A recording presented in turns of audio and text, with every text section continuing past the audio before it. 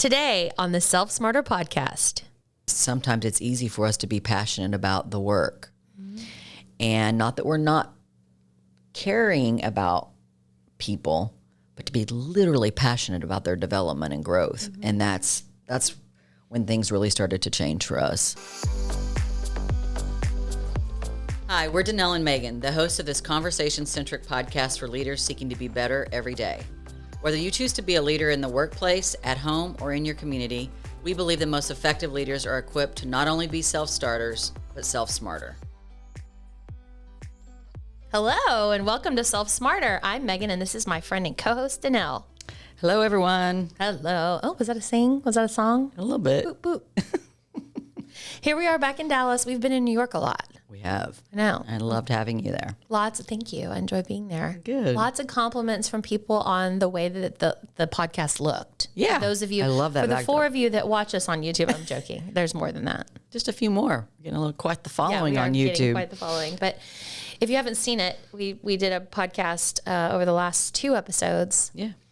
They are both based in New York, and so it was a little glimpse into what Danelle's view looks like. It was. It And was. it's I loved not having ugly. you. I thought David did a great job, and we're getting a lot of positive input on those episodes. So if you haven't listened, please go back and do so. And yeah, it was nice. I'm looking forward to having more episodes there. Yes, me too.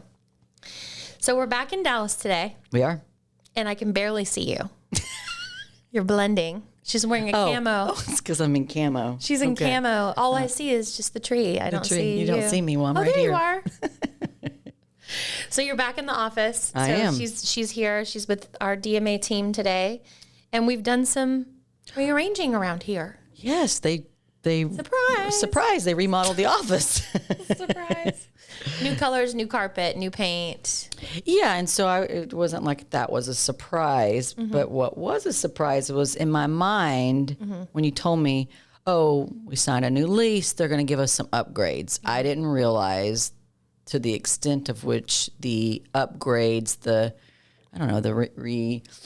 redoing was going to be. So I opened my mouth apparently to you and a few others that when you said, when you're in, do you want to have your office ready? And I'm thinking, oh, I can straighten my desktop back up. Yeah, you I'm said sure, it multiple times. but I didn't realize that everything was coming out of my office. Everything. I didn't know that. So that detail was not disclosed. I would like that to go on record. However, of course, I'm happy to put together my office. Well, what I didn't realize, and I can't imagine what all of you were dealing with, is that was 19 years worth of stuff. No, not stuff. Oh. 19 years worth of papers. Y'all. Not just papers, Listen. books, memories. I mean, I had stuff from Mostly paper. Yeah, I'm surprised that there wasn't somebody sitting in my office that was from Hoarders Anonymous or whatever they're called. I'm wondering, yes. But it was organized. It was clean and nice and tidy. Which is what hoarders say. And I'm not diminishing that, but there is an organization to the chaos, correct? Oh, Would you yeah. say? Yeah. Oh, because I know exactly where everything goes back. Uh-huh.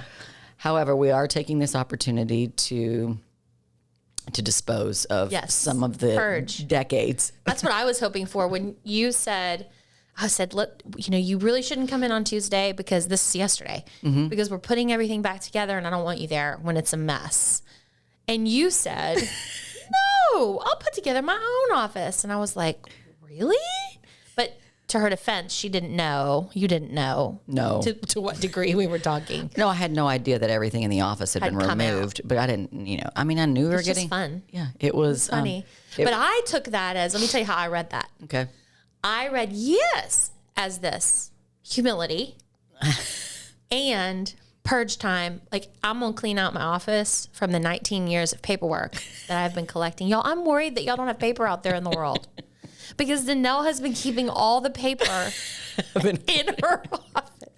Are y'all running low on paper? Good, because I know the culprit. Well, it's very important to me that you it was organized. It was in folders with name tags on. I mean, I will say that. Everything had a place. There was just a lot of places for paper. I acknowledge that. Please share what you found yesterday when we were going through all this stuff, y'all. What'd you find? I found all kinds of But stuff. what was that thing you showed me and I made fun of you out in front of everybody? the memorandum. So it was 1995, my first job. So I was hired in February of 95 at Standard Fruit and Vegetable. And it was my first job, and they didn't have a position for me. So they weren't hiring, and they had never hired anyone out of college, but I literally stalked them for 11 times I visited this office. And so they just finally gave up and hired me.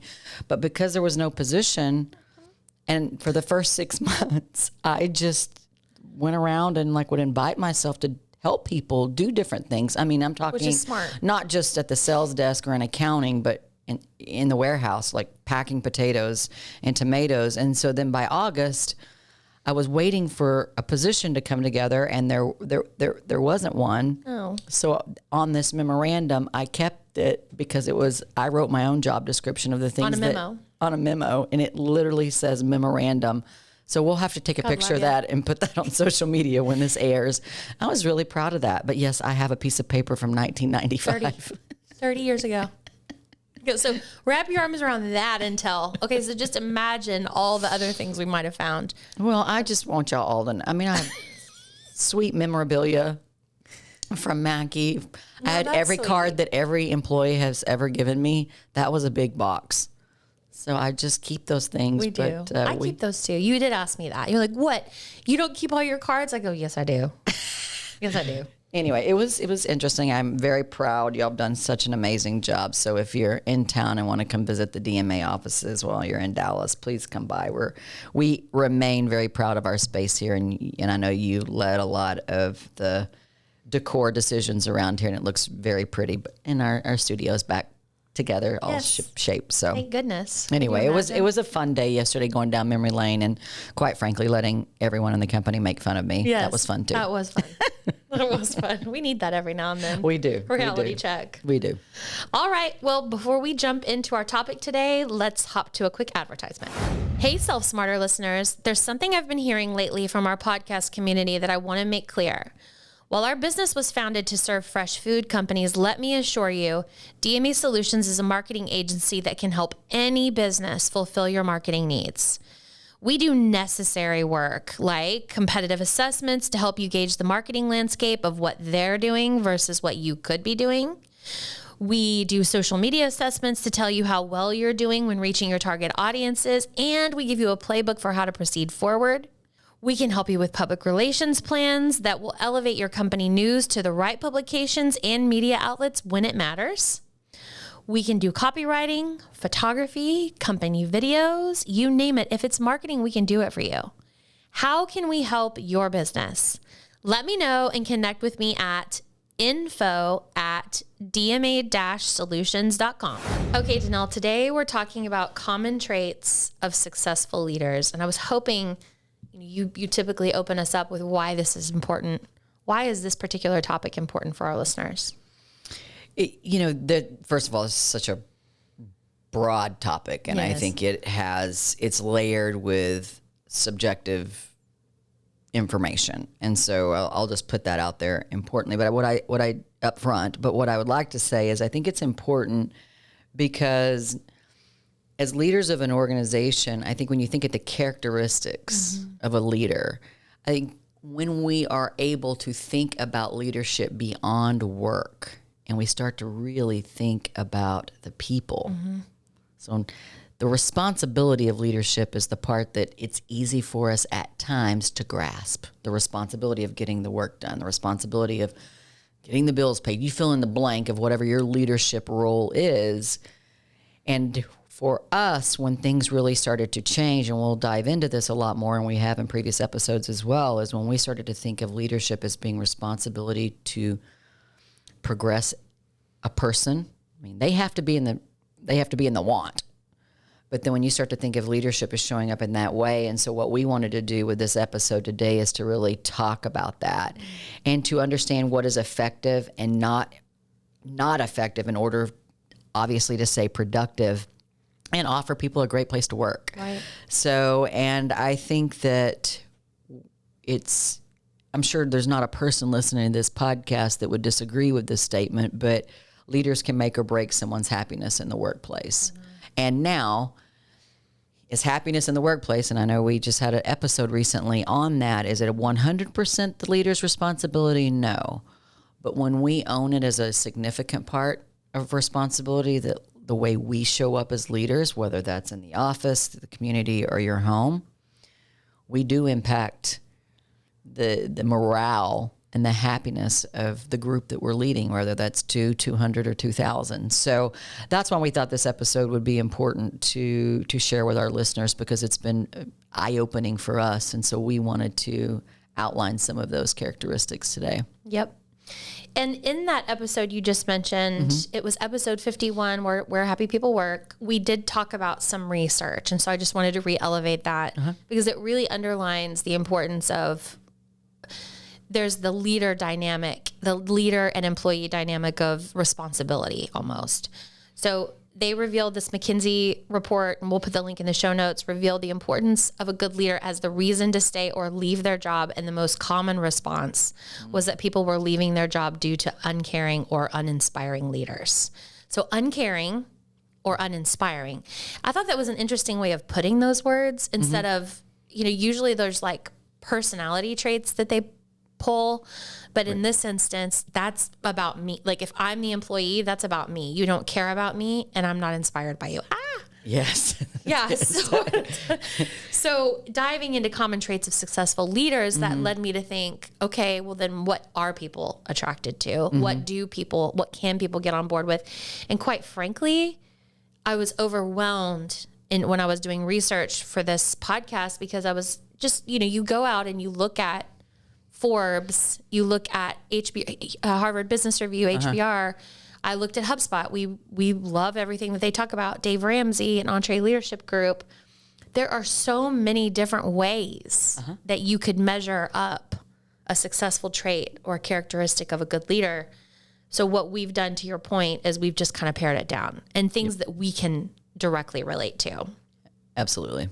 So why don't you kick us off with the first of our common trait? Because quite frankly, this one makes me really think of you. Okay. Well, the first that we have on our list is passion. And when I talk about the fact that I received a 26% approval rating 9-10 years ago as a leader of this organization, one of the areas where I didn't receive a low rating was based on my passion for the organization and what we were doing. Right. And so that's something that I have been told, whether it's in a leadership position within this organization or a volunteer leadership role or just in my life in general, like passion's not something I'm necessarily short on. Right.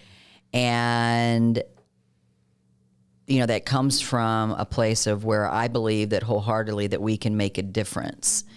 And I also not only have passion for the work, but also the people. So it's not like my passion it's not been something that I've had to necessarily think about, but because for me, passion is what drives purpose. Yes. And I've been a passionate person, and I remain a passionate person. When I started this company, what I became passionate about is leaving a very comfortable position. I was in a very, again, I don't know, a high-ranking role within a corporation. It was very comfortable for me to be there. I worked really hard to get there, but I was good at that work. And then to start this company, I always didn't want it to be just a company. I wanted it to be, we were doing something important. So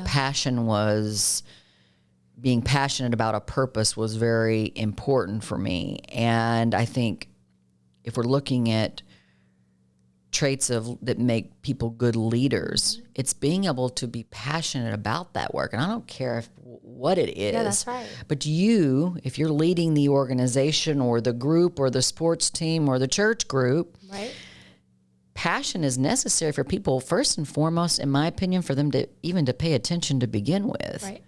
But then it's also passion that inspires them to want to see themselves in the journey, hopefully alongside of you.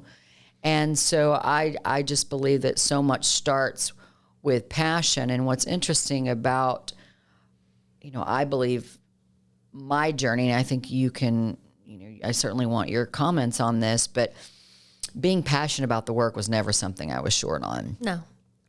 When I received the 26% approval rating and made a decision to become a more effective leader, I realized that I cared about people a lot. Yeah. And that wasn't in question. But to be passionate with the same vigor that I was for the business, being passionate for their development and their growth, not only as professionals, but as people, when not only did I start to speak that way and think that way, but then to make that a part of our operation. And we've been working on that for the last 9-10 years. That is when I started to see passion in a different way. I could use this natural trait that I have, but I had to channel it somewhat different. And so what I would want to share with our listeners is that sometimes it's easy for us to be passionate about the work. And not that we're not caring about people, but to be literally passionate about their development and growth. And that's when things really started to change for us. Yeah. You, on the topic of passion, and I'll tee this up for the listeners who don't know you well, because the people who are listening that work with us in our industry, they know this. But Danelle would be on stages and talking about how eating habits could transform insurance policy and overall health in the United States. Okay. So is that something we can all get behind when you sell fresh food? You bet. You betcha. So she's talking about these macro issues as a visionary leader, very passionate. And so it was easy to follow her there. I think what you're saying is, and I saw it happen, was when you realized we got to do that one bite at a time. I can't take the big bite. Yeah. And my one bite at a time is going to be with these humans that work with me every day. And I've got to start, it's almost like the big fish to fry. And then you boil it down to, okay, I got to take it step by step in order to fry the fish. So the steps were get our team on board with so that we're all on the same page, so that we're moving towards the same goal. Absolutely. And I think you just brought up something I wasn't planning on, or I hadn't thought of, is that when I realized that I had to inspire others to be passionate, but not to expect them to have that their passion's going to potentially look different than mine. Yes. And that just because maybe they're not as extroverted or on a stage talking about certain things, or the one standing up in front of, of this particular unit of people, this group, doesn't mean that they're not passionate. And I had to learn to understand that just like personalities, just like we're wired as individuals, so is our passion. And to learn to be, honestly, a little bit more skilled in trying to personalize passion is something that, I have had to learn to do. And that's obviously why our journey around self-knowledge, self-awareness, and quite frankly, agility. So. Yeah, which brought us here, quite frankly. It did. For sure. So this is a good one. I mean, it's a big one for sure in your journey and our journey as a business, as business leaders of this business, and in our journey as leaders of people. Okay, so number 2, we've selected servant heart. And this one really struck me because I first heard this terminology, I want to say, was it 2014? It was. Okay, 2014. So it's been almost 10 years. I can't believe that. We were in New York City, and we were at Columbus Circle at a very private or exclusive event with Dave Ramsey, Seth Godin, and Gary Vaynerchuk. Yep. 3 of our big marketing and or leadership idols. And I remember specifically listening to Dave Ramsey, and he was talking to leaders in the vein of EntreLeadership, which if you guys don't listen to that podcast, check it out. Go all the way back to the beginning. And you've got like years of data to go listen to, but it's so fantastic. But he talked about servant leadership and leading with a servant heart. So I never really could get my arms around servant leadership. I thought that meant like, you're the one that runs and gets the coffee, or you're the one that makes sure that the printer is working today. Never mind your role, because I'm always down to do that. That doesn't, but really what it means is it's connecting on a personal level with people instead of being this stereotypical boss employee. Ugh. You know? Right. We don't like that. And you had taught me that. You know, I'd call you, okay, boss. And you'd be like, yeah, don't call me that. You know, and I didn't understand why until I did. Then I was like, got it. So Ramsey says that the secret to living a fulfilled life isn't about getting more. It's about living generously. When you serve others, you give your time, you give your talent and resources to your team, customers, and your community. And the fruit of that is they'll repay you with loyalty in ways that keep you and your business growing. And for me in that moment, it just like a light bulb went off. I was like, oh, okay, so it's reciprocal. Like it's not me just trying to give. It comes back around, you know, and that's just my naivety or whatever, me needing to develop and realizing that in this way. And I've seen that this is so true as a leader. When he described it this way, I felt shameful. And I still, even talking about it right now, it's like, how did I not realize that? You know? Yeah, and I think you described servant as like doing things for people. And then we have a whole episode on servant leadership because it impacted us both. Because my perspective on servant leadership came from being, you know, raised in 4-H and church. Like you serve other people. Like your role is to serve others in a helpful way, whatever it may be. And so you may have had a very specific one example perspective on servant leadership where mine was just a narrow lane of, oh, this is where it comes from. And all of it plays into what servant leadership is. Like our perspectives were not wrong. No. They were just, like I said, I'm going to use the word again, narrow. And so I think when he explained it in that way, and I believe you heard it that day, as did I, because we were in need. Maybe. We were in such need as leaders at that point in time in this organization because 2014, 15, and 16 was a rocky time for us when it comes to our culture and us realizing that the leadership, that the type of leaders that we were, great in the work, but beyond that, we had a lot of work to do, and certainly, obviously, that started with me. And so I think a servant heart, when you're thinking about a trait that makes a leader effective, it's important. And I like that you said that it's reciprocal, because if you truly are serving someone, you should get something back.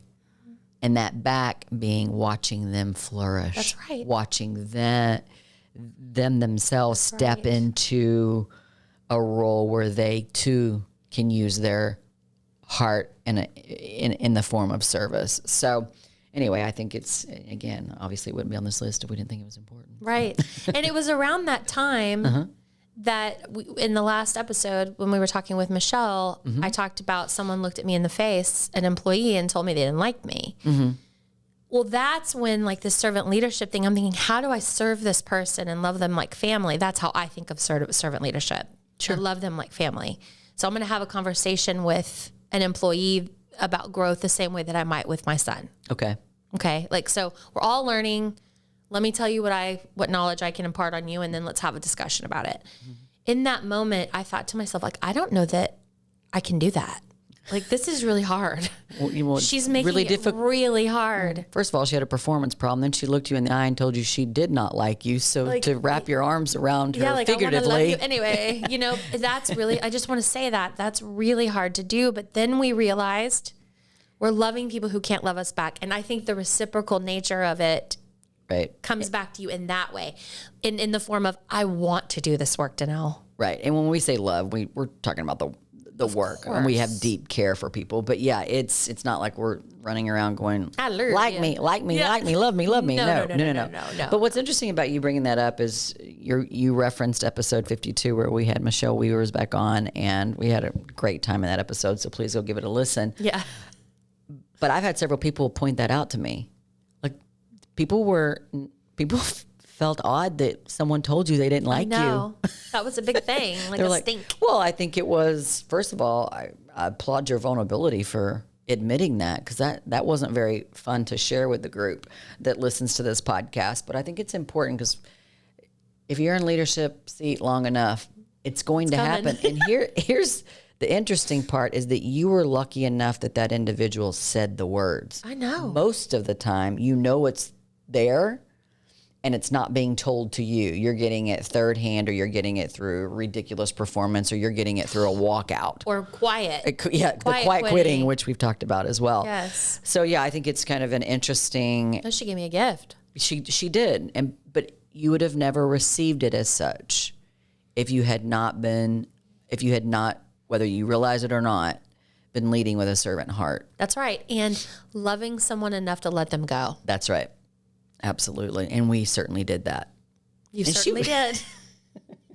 It wasn't the easiest day, but it happened. No, ma'am, it was not. It needed to. All right. Tell us about loyalty. All right. So our third on our list is loyalty. And, this is, as a business owner and leader, I will say on this journey, it's something I've craved the most. And it was something that I could find myself in a constant quest for, is I wanted people to not only be loyal by staying, that's the obvious if they were performing, right, but loyal in a way that makes them not feel like when they walk out the door that this is a place they don't even want to think about. Now, I get if you don't want to think about a monthly report, if that's your it's that time of the month and you're doing monthly reports, you're like, ooh, I want to leave here at 5:30, whatever, and I want to not think about that. I've had a day. Yeah. But to be loyal in a way that makes you proud to talk about where you work, makes you proud of the work that you're doing.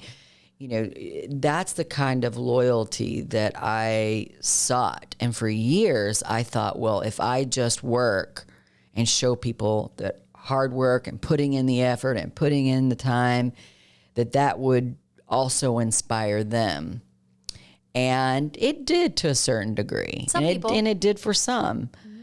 But as we've been on this journey, we've had to learn many other ways to inspire people to be loyal. And when we started and we decided to not only be better leaders, but when we crafted an organization that puts people were never not first here, but every aspect, when we started to really double down on the development of them as individuals, the development of them, obviously marketers, we were doing that work, but as individuals, and really started to look at our benefits differently. Yeah. Benefits not as a cost. Right. Benefits as a huge investment. Value investment. Right. Education is a significant investment, not a line item that's a cost. And even, we talked about this when we were dealing with COVID, as all of us were, and as a business owner, I wasn't, even when I prepared our contingency plan for the worst to potentially happen to this company, those things were not even on the, I think we had 12 steps of things that were going to get cut. And education and development wasn't even on, I think we had 3 phases, so that would have been divided up into 4 different steps that we were going to take to preserve our organization. The last, number 12, being laying someone off. But all these other things that we were willing to do to keep this business afloat, should the worst happen, we were lucky that didn't come our way, it wasn't going to be benefits or cuts, because the way we've shaped our benefits, they're part of the value that we have in order to make people understand, or make people feel that not only are they cared for, but for them to possess loyalty. Yeah. And because we are loyal. Yep. It's reciprocal. And it's reciprocal. And so loyalty, I think it's been characterized as a tenure. Yes. You're loyal if you've been somewhere for a time, if you've been, you fill in the blanks. But loyalty should be thought about, to me, in other ways. It shouldn't just be a time period. And so when we kind of opened our eyes and our minds to that, we really started to see a difference. And I think leaders today, especially with the dynamics going on in the workforce, that don't expect loyalty because maybe you pay people on time. Well, great. I think loyalty needs to certainly be reciprocal, and I think it needs to be thought about in many other ways outside of tenure. That's exactly right. Yeah. And the reciprocal nature of it is not something I think humans, I guess, have a tendency to think through. For one, leaders, the minute we decide to become a leader or put ourselves in a position to lead, we're signing up for loyalty. Yeah. I mean, it just is what it is. Because if you're not loyal to the people that you're leading, what are you doing? It's an expression of trust. It's saying, reaching out your hand and saying, come with me. I can show you the way. Yeah. Right. And so where the closing of the loop comes back is the thank you, the reciprocal nature of thank you for taking that leap, owner, on me. Thank you for taking that leap, leader, manager, whatever the rankings or whatever you call it. Designation. Yeah, the designation. But I don't know, like I that was a real eye opener for me over the years working here, was that I don't think you could particularly articulate it until you started saying things like, my heart. Y'all know my heart. And I was like, she's trying to say, y'all know I'm going to take care of you. Oh, sure. Yeah. Just come with me, and can we just put these other things to the side? Can we just stay focused on the mission, right, at hand? It took me a while to kind of put that together, but once I realized it, I couldn't see anything else, and then I wanted to emulate that as a leader, to be able to say to people, come with me and trust me. And I also trust that you're going to respond in a positive way. And that's going to have results that are beneficial to you, to the business, and to all of us as a group. And then ultimately society. Yes. So it's a really important, so not only loyal, we assume leaders are loyal to their employees. We don't always assume that employees or people are loyal to their leaders, but maybe we should change that. Yeah, we should. And we should give reasons outside of tenure to describe loyalty. To give them a reason. Correct.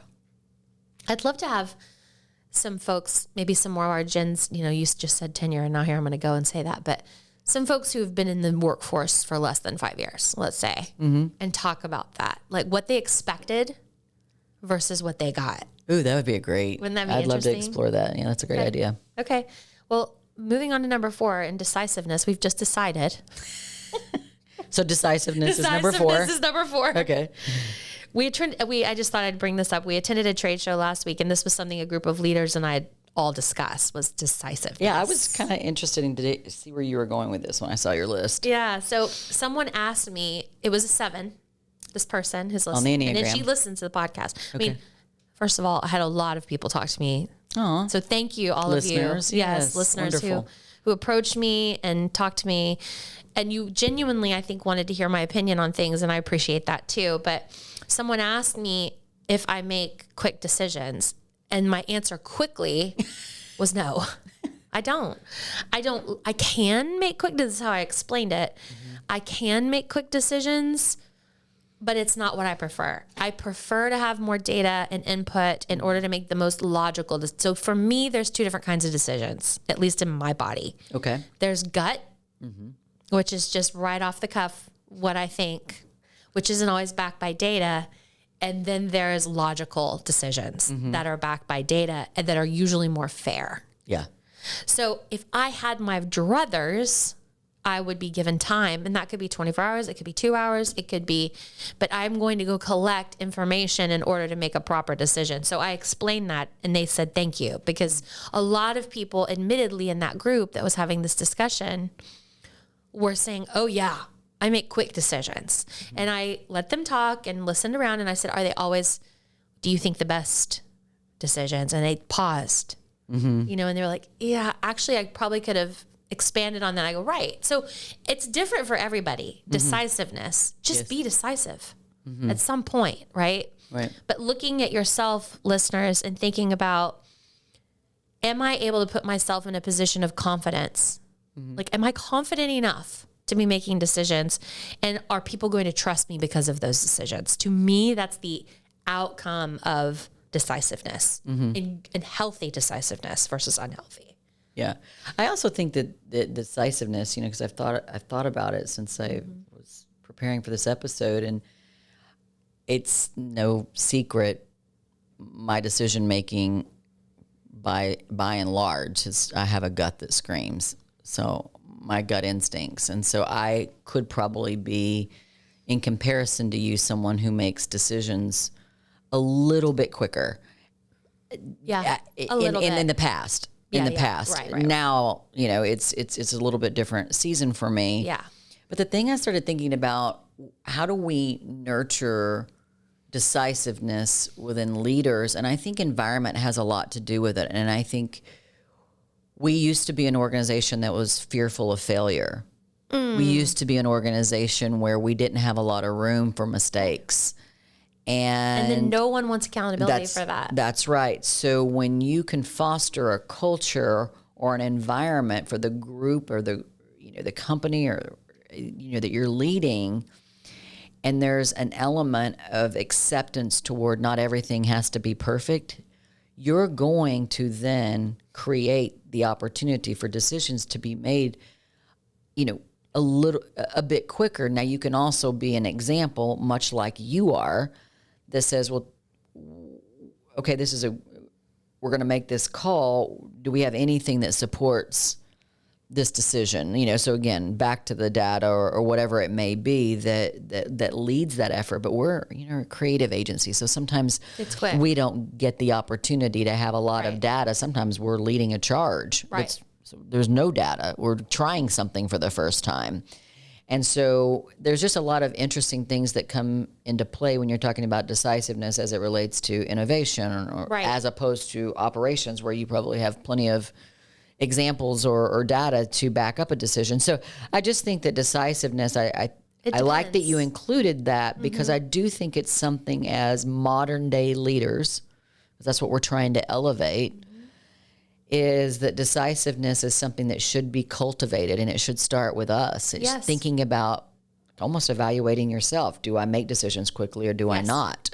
And so I think that's an interesting conversation that you had, and awesome. I'm glad that we've elevated it here, because I do think it will help leaders in their journeys. And certainly I'm much more of I don't lead so much from my gut anymore. I have people around me that possess that, and I have a lot of people that, and in a lot of ways, there's a lot of data for me to be able to make decisions. Now, I would say even with data, I make decisions pretty quick. Yeah, you do.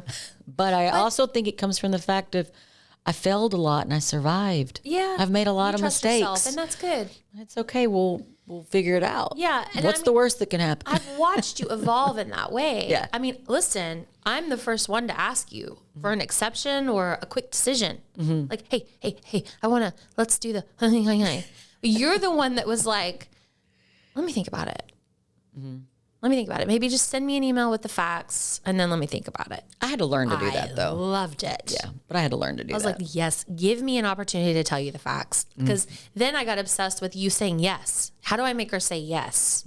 And then that carried on through everybody else in my life. And I think that's an interesting point, because I would make that suggestion for leaders. Is the reason why I would ask for the information is because I did want to say yes. I wanted to make a quick decision, and I wanted someone else to do the thinking. Yeah. And when I saw that they had thought through the process, even if I had a suspicion that something may not turn out as exactly the way that it was being proposed. The rose-colored glasses. It didn't matter, because at least they'd thought about it, and I knew if on the other end that the result wasn't exactly what they had hoped for, they had done the due diligence. And then that would also be a lesson on the other end, is it turned out okay. It wasn't exactly the way we had hoped for, but now we know. And I'm like, then they'll be able to apply that to the next decision. So, okay. Cool. All right, number 5. Oh, thanks for giving me this one. Humility. It's a good one for you. It is. And to talk about humble, speaking of episode 52, I really appreciated you putting me in the hot seat around me being a new Danelle. You think I haven't gotten many texts and jabs on that one. Anyway, y'all have to give it a listen if you haven't. But yeah, when I think about humility, it's again growing up the way that I did, and around organizations and community where servant was there, you can almost just possess this false sense of humility. Now, the thing about that is I was successful early on in my career. So when I think about early on Danelle, in adult Danelle, I didn't possess the type of humility that people would respect. And did I walk around bragging or anything like that? No, but inside, I thought I knew more than I actually did. And I think, I was fearful to show up with too much humility. Because it can easily be seen as a weakness. Mm-hmm. And we've talked about that on this previous episodes and multiple times. And I learned that humility is one of the greatest signs of strength and courage that you can possess. And it comes in many forms, and I won't dive into all of those on this episode. But the reality is you can be the smartest, I don't know, fill in the blank, richest, whatever, biggest celebrity in there, whatever. We got the Oscars coming up this weekend. You can be, the belle of the ball.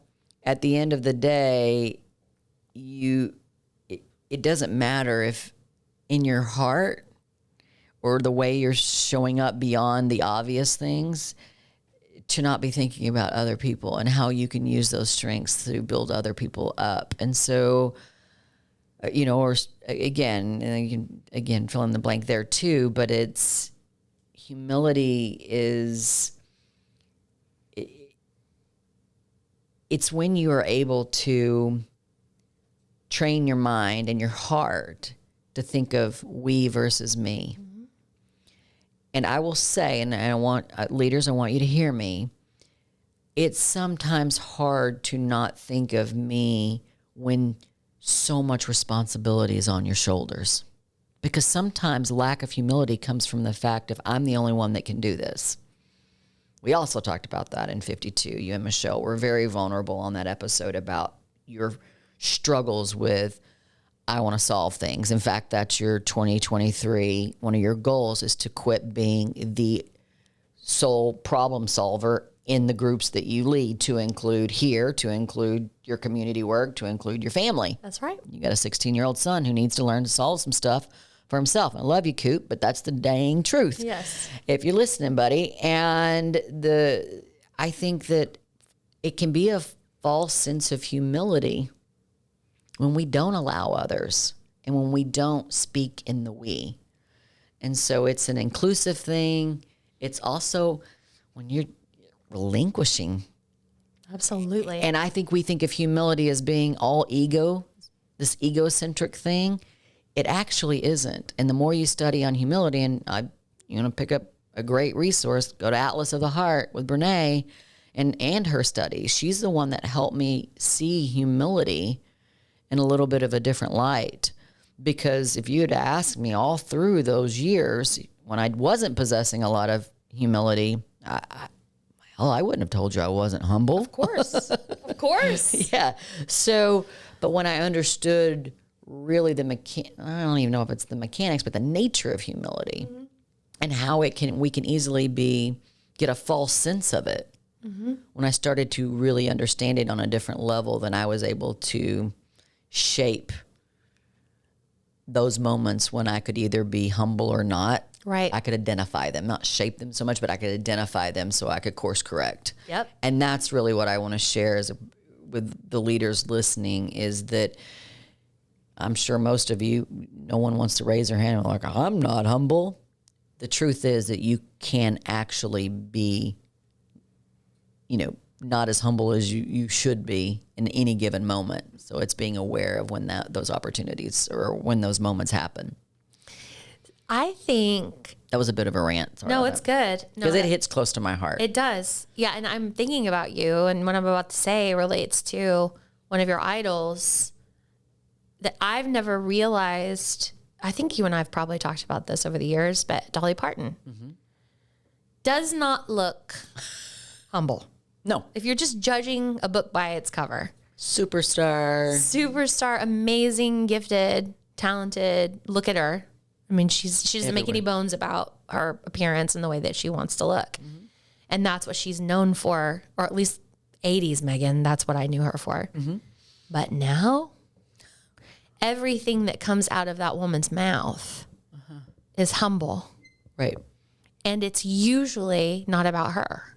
In fact, she downplays herself, even though she's so fantastic in so many different ways. Mm-hmm.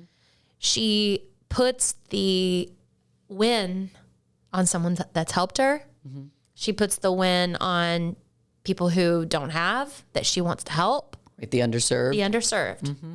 But she makes them look like rock stars, right? And so because of that, she has a lot of followers.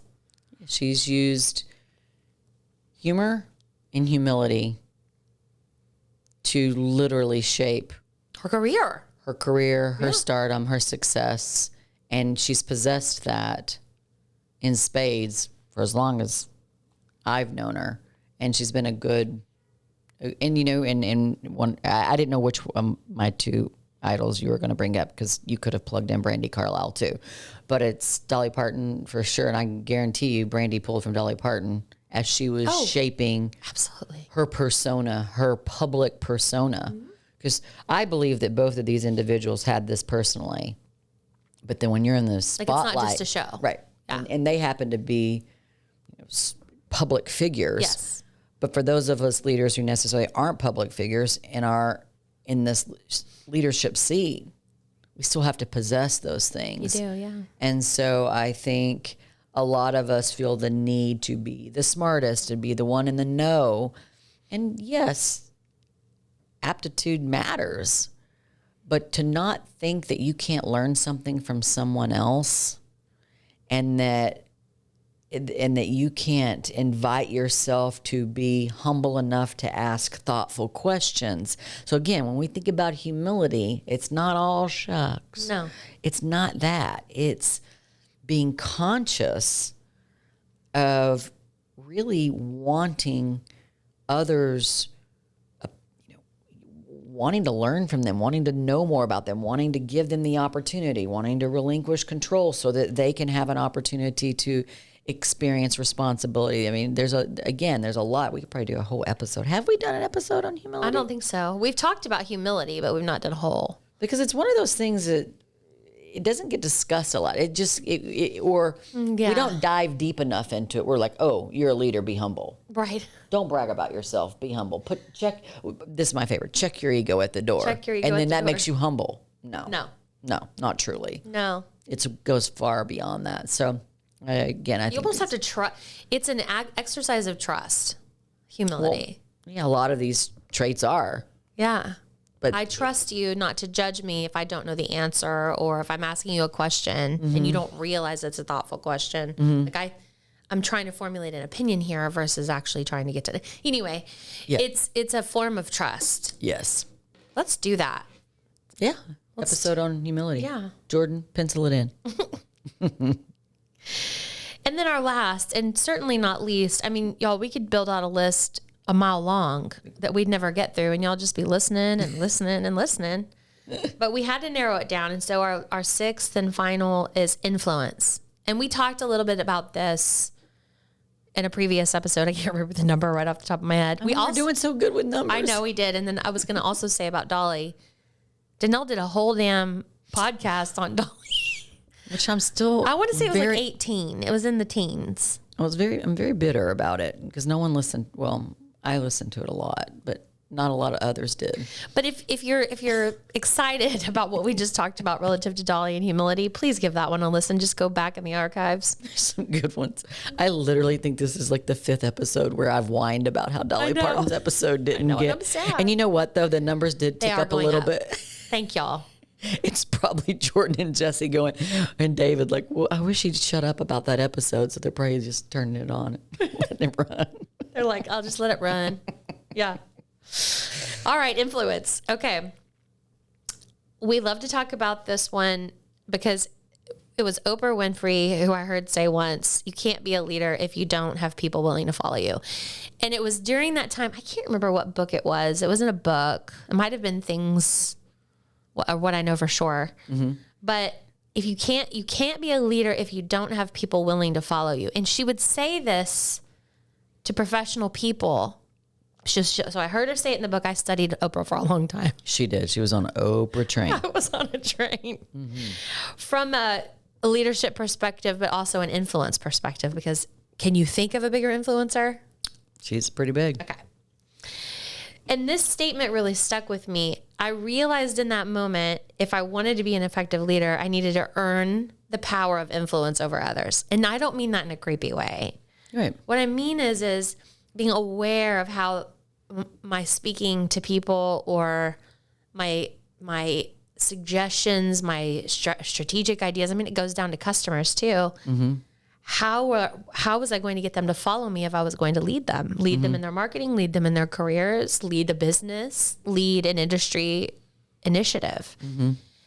So another thing I took away, and this is important about influences from Dave Ramsey, and he said, influential leaders lead with substance, communicate clearly, and help their team members win. So it's not just about what I'm saying.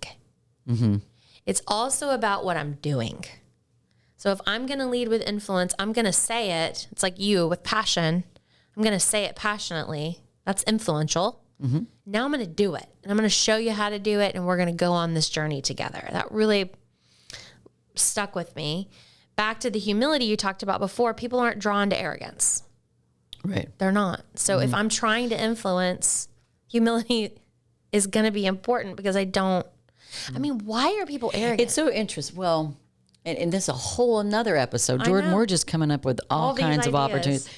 But there's a difference between arrogance and confidence. Yes. I do think people want confident leaders. So let's think of a sports team. We don't want a meek quarterback back there not saying a word, not rallying the troops. Like, confidence is key. Yes. But there's a point where you tip over. Yes. And arrogance usually shows up when the humility is lacking. Yes. But confident people can possess humility and therefore influence people. There's a difference, in my opinion. Arrogant people can influence people. No. Oh, absolutely. But we're talking about influence relative to people wanting to follow you in your journey. Yes. And so arrogance, eventually it expires. Let's just say that. It can, for sure. It could work. Short-lived.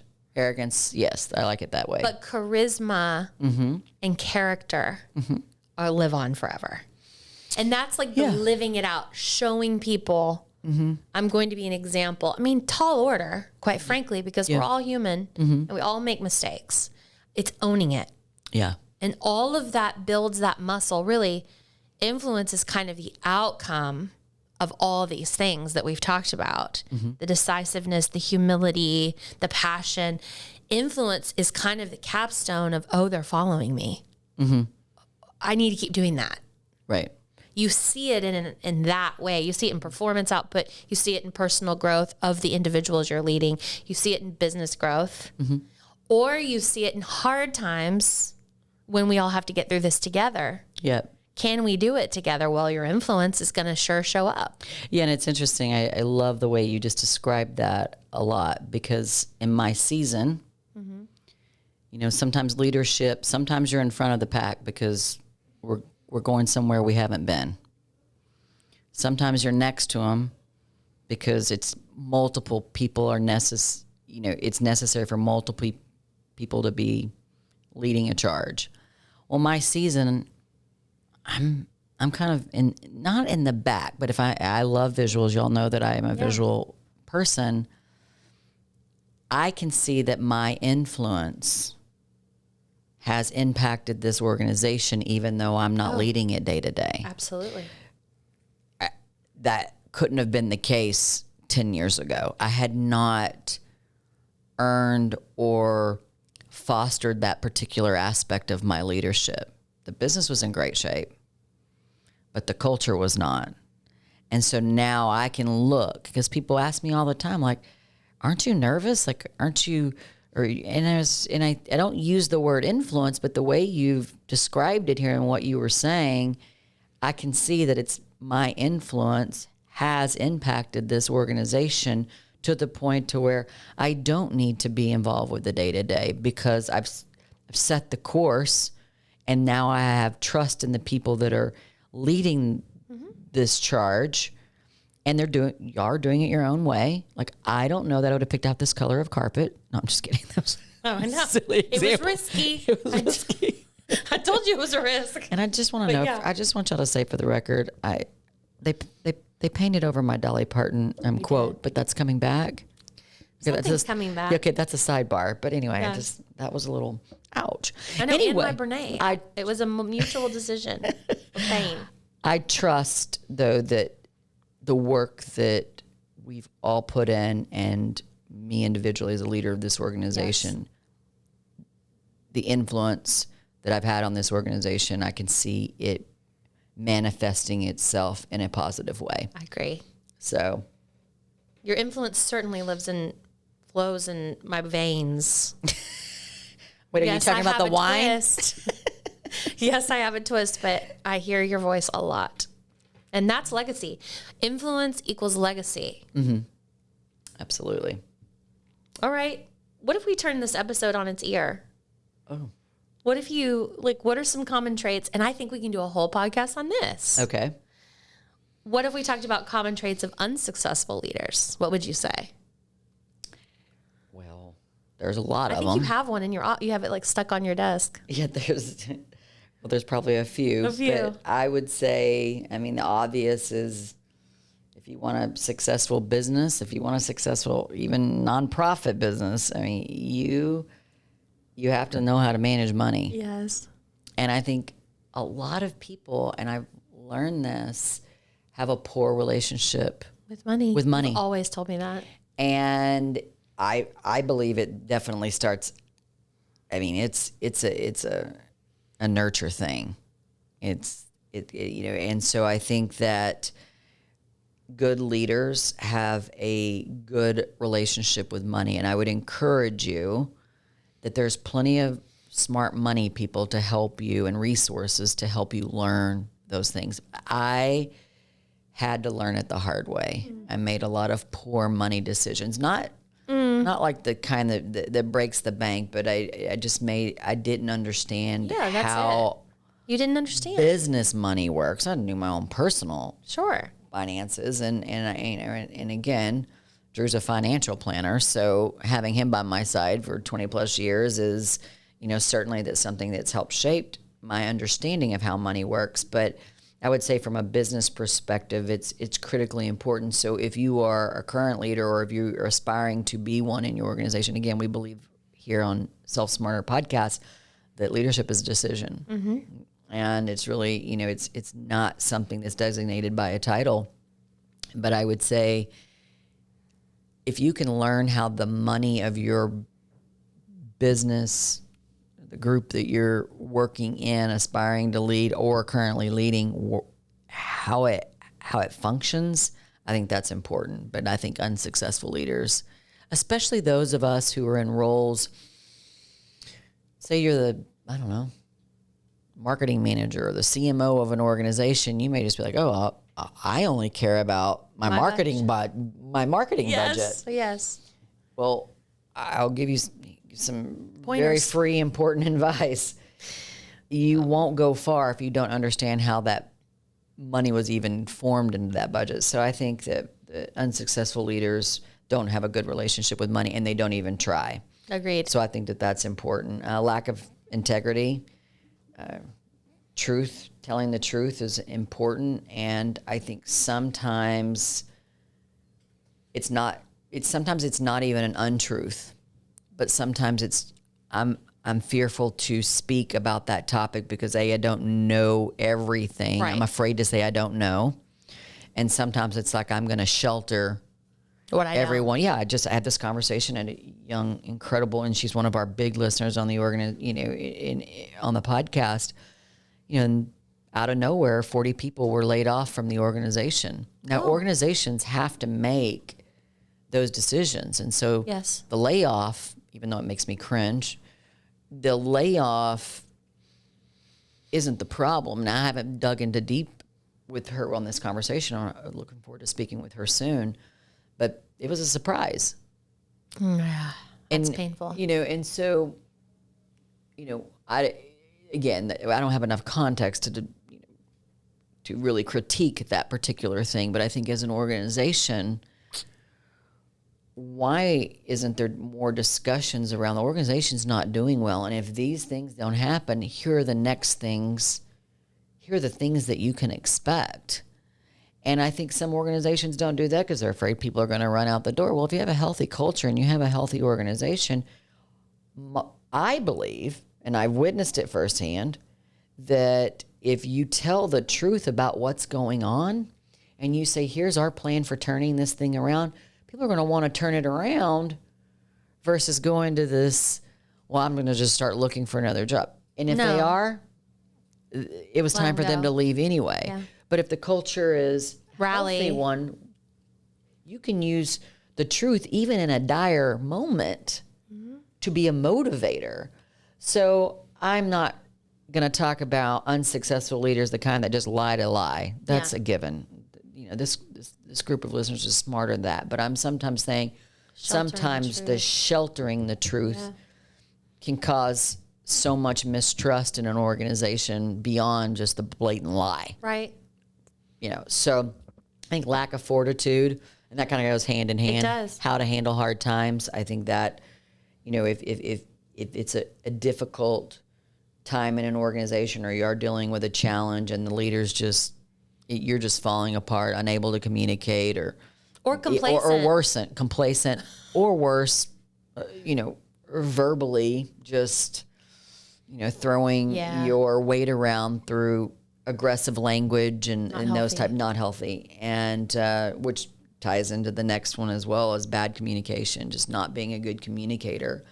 And that can be, the easiest example of that is the shitty email that can come at 2 a.m. or whatever it may be. And there's many versions of that, but that's just an example that I can think about that I've actually been guilty of doing back in the day. I would stay up because things weren't good in the organization and I couldn't sleep. So I felt like I just need to send all these directives to everyone at 2 a.m. And it wasn't like I was, it needed to be said. Yeah. It wasn't what I was saying was the problem. But why in the hell did I think that was a good idea? So somebody's going to sit down at 8, 9 o'clock in the morning and see this rant from a leader, they're their owner and CEO at 2 a.m. Like, what signal is that sending to the organization? So that was a time when I definitely was not in a successful leadership moment. I think the other thing is that lacks knowledge of the field they're in. And so I think it's imperative, if you are a leader of a group, and maybe this example really comes from if you've been brought into an organization that you're not familiar with, or brought into a group where it's a new subject matter for you, but you're a proven leader. Yeah. But you don't take the time to understand how things work, and you just start to implement changes or just start to come in there and change for the sake of changing. That's a lot that I've experienced in my career outside of this organization, is just the decision making without the attempt to understand. So that's not even perfection. Like, you're not asking for that here. I think, like, I've got a quick anecdote that's coming to top of my mind, not at this job, at my previous job, which I've worked here for 16 years. So it's been a minute. But in my last role, I think I've told you this story before, but I've always been a marketer. And at one point I had a leader that was dubbed sales and marketing. And I'm telling this person, it was actually a male, I was telling him about things we were working on, and SEO was just coming up. Okay, search engine optimization. Just for the non-marketers listening. But to me, in a marketing profession, you know what SEO is. We should know what that is as marketers. Not all of you listeners, you don't have to know what that is, but if you need help, call us.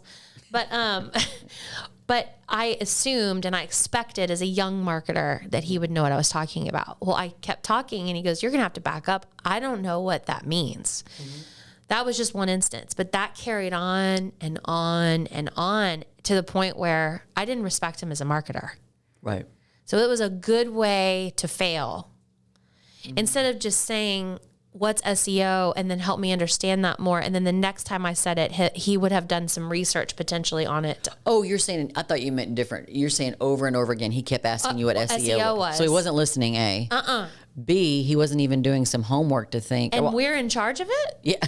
Like we're overseeing that for the business and he doesn't know what I'm talking about? Like scary. So anyway, I just wanted to give that from a team member perspective. I do think though, we could keep this list going of unsuccessful leaders because I could just go through the list of the stuff I got wrong, but you can listen to episode 1 to hear all of that and 2 and 3 because we talk about the things that are culture. Mm-hmm.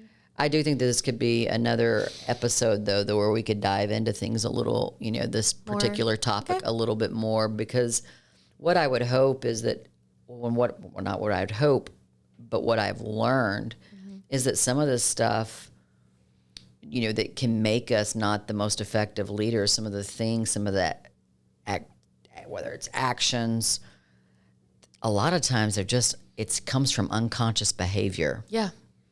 Right? And so if you just think about society in general, all the things that we are aware of today that we weren't prior to, you fill in the blank. I mean, the list is so long, but once we became aware, we had the opportunity to change. That's in society as general. Let's just think about cigarette smoking. There's a huge generation out there that didn't know that was bad for you for a really long time. And I use that as an example. And I also can use the example because I'm a product of this, but seatbelts. Yes. Oh my gosh, yes. And I use those examples and I think about them relative to my leadership when I want to bang myself over the head about why didn't I know that? Because leaders are not born. And if we think of leadership as being a continuous art form of progress and learning, when we think about it in that way, then we can understand, the traits that can bring us greater success on behalf of others and the work that we're doing. And the same token, it can help us identify traits where, we're not so effective. And again, just to make sure I put a bookend on that point, is that a lot of the time it's unconsciousness. And so it either comes from your experience of having a bad experience, or it comes from having someone being, honest enough to tell you. And I've been lucky enough, as hard as it was, and we talked about this again in episode 52, some of the best advice that stung, but that we are cherished because it's made us, more effective leaders and more aware leaders. And I think sometimes effectiveness literally can be boiled down to self-awareness. Gosh, that was a great wrap. Thank you for that. Oh, it was a wrap. That was a good wrap. Woo, yeah. I didn't realize it. Okay. All right, let's talk about music. Oh. So I thought it would be fun today. That was a quick transition. I know. Woo! Yeah, might as well. Let's go. Icebreaker questions that relate to music. So icebreakers are fun. They're all over the internet. Like sometimes before a big party, I'll look at icebreaker questions, and I always do it usually on Mondays with our team. Just warmer uppers. Like, what are you feeling? How you feeling? So I've come up with some icebreaker questions that are music related for you. Okay. So I thought I would just ask the question and then we're just both going to answer honestly. Of course, I've had lots of time to think about it. And I've not. You're at a disadvantage. All right, fun. Okay. That's why it's called an icebreaker. Yes. Okay. And I've got 3 questions. And if we make it through 3, great. If we make it through 2, that's fine too. Okay, first question. The whole world is listening at once to one song and you're the DJ. What do you pick and why? Oh, well, since you've had time to study, you go first. Okay. I would say Imagine by John Lennon, which usually is what I answer. when it talks about things like this, because I do believe it's a holistic, it's appropriate for everyone on the planet. Mm-hmm. And if everyone is listening all at once, that is a song about unity. Yes. And that's what's important to me. Okay. Well, of course, Miss 9 on the Enneagram, yes, world peace is the thing you want. Mm-hmm. Okay. Wow. That's going to be hard to top, because I would agree that would be something I would want the whole world to hear as well. I could go with what you might be expecting, which would be, I will always love you. Oh. I know. But you know what I'm going to go with? And you're going to know where this came from, because we had a magical experience with me trying to share this song with the world one night. Oh, Lord. But Man in the Mirror. Oh, yes. Man in the Mirror. That song, I don't care what you think of the artist that performed it, but Man in the Mirror is, to me, and I don't hear it as man as in male. I hear it as person in the mirror. Correct. The words of that song, to me, are so inspiring and unifying, and I've known that. But we had an experience recently where it literally brought people together. In New York City. In New York City. Maybe we should we save that story and then open up the next episode with that? With the story? Oh, I'm leaving y'all with a teaser. Okay. That'll be good. Let's do it. All right. So next episode, we're going to talk about how Danelle brought New York City together with Man in the Mirror. Okay. Question number 2. You can only listen to one genre of music for the rest of your life. What genre do you choose? Whew, I would love to say country. I know. However, that's what I thought you'd say. Exactly. However, I'm not necessarily thrilled with a lot of the modern country. There's a formula that is coming out of coming out of Nashville that I just find it to be it's what I would consider factory music. Okay. And being the music lover that I am, I would like to pick a genre that I don't even know exists, but Spotify says it does, so I'm going to say that it does, which is singer-songwriter. Oh. So that could be any type of music, but the person who is singing wrote the song.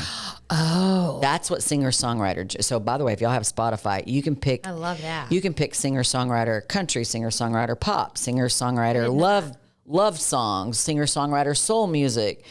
And I love it because I know whatever that playlist is, the artist wrote on that song or wrote the song. I mean, that can be. They put their heart and soul into it. Yeah, so that could be anything. So that's going to be my genre. Gosh, mine is so not that deep. Mine's just yacht rock. Yacht rock? Yacht rock is also a category of music. Yacht like boat? Like a big boat. Big, and that's not a genre. It absolutely is. A genre music, yacht boat. I mean, I'm yacht sorry. Boat. I'm going on a yacht boat.